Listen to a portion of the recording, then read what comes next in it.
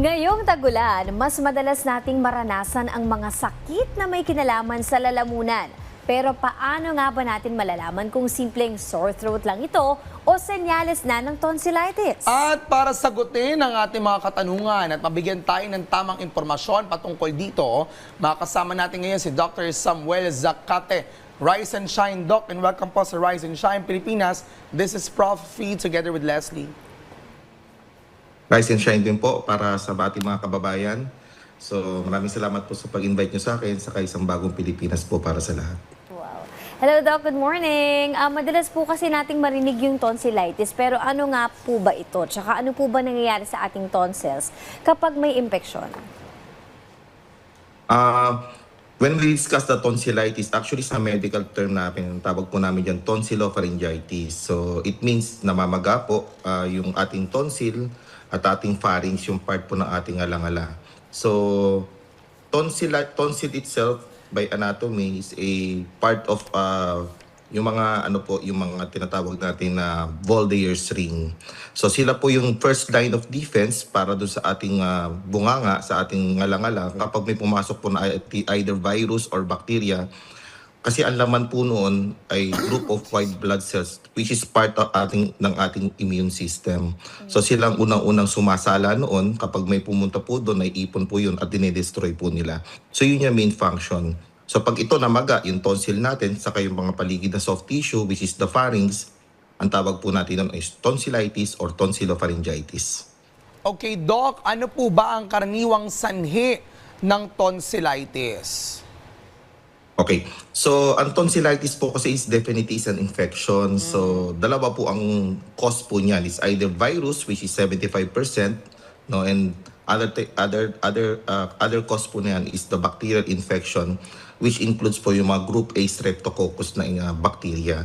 So, ang cause po niyan usually pag na-overwhelm yung ating defense mechanism which is the immune system na pine-perform ng ating tonsil, versus dun sa invasion ng bacteria either through contamination or through decrease of immune system, namamaga po yun o nai-infect po yung ating tonsil at yun po ang nagiging cause ng ating sakit na tinatawag na tonsillitis. Ayun. Doc, nakakahawa po ba itong tonsillitis?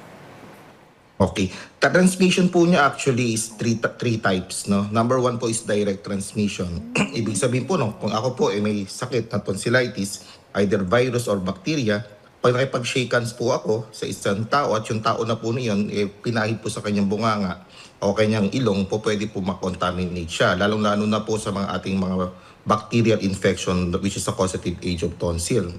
Second po is to droplet infection. Ang ibig sabihin po nun, pag isang tao na meron pong sakit na tonsillitis or tonsillopharyngitis, bumahing at malapit po kayo doon sa area ng periphery po ng pagbahing at nalanghap nyo po yon, you can have also the disease. And the third type of transmission is the vomits.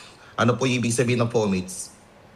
Those are inanimate objects. Ibig sabihin mga di gumagalaw. Ako bumahing, nilagay po natin sa isang area. Tapos yung area po na yun, hinawakan ng isang tao, pinahid sa isang bibig. So yun po pwedeng mahaba. Or through utensils or kissing, yan po ang mga transmission mechanism po ng tonsillitis. Kaya ako, no kiss-kiss sa mga ganyan. Lagi akong single. Wag naman. Huwag naman daw, sabi ni Doc. Mahirap yung walang kisser Thank kasi you sa walang love advice, life. Doc.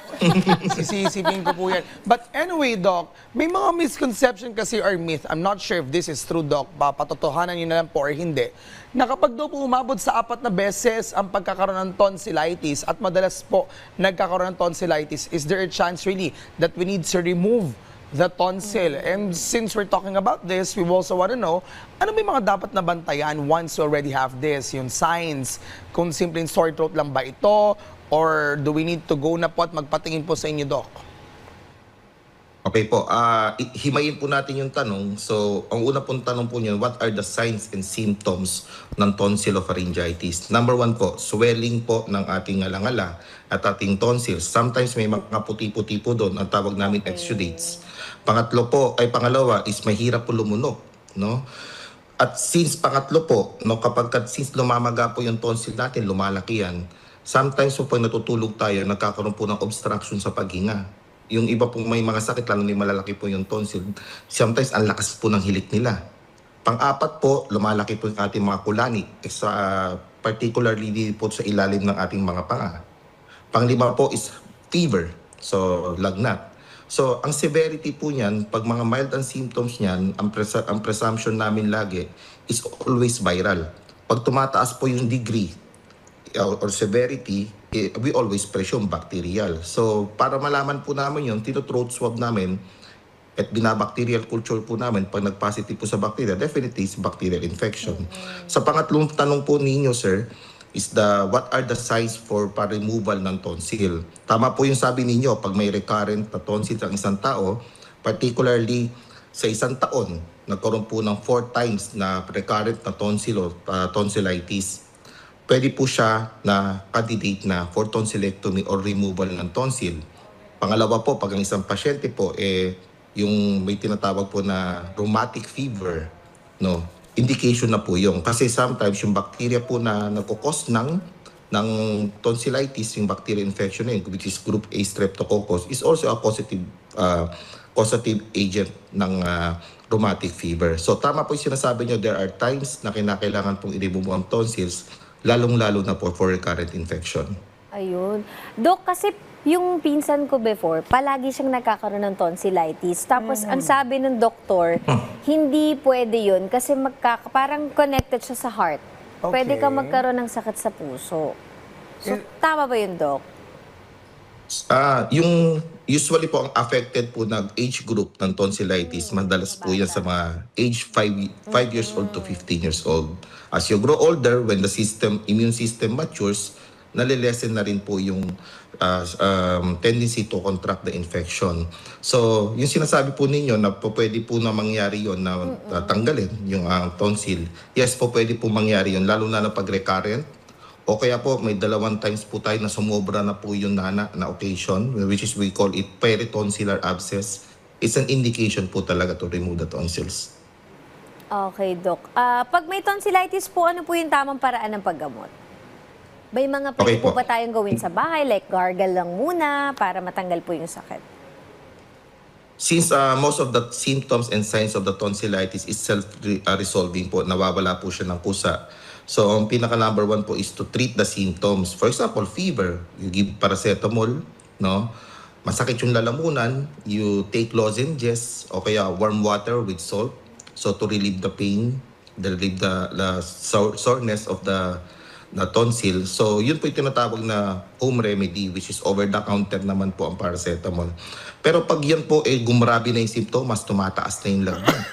Tapos hindi nawawala, no? Hindi nagre-resolve within 3 days.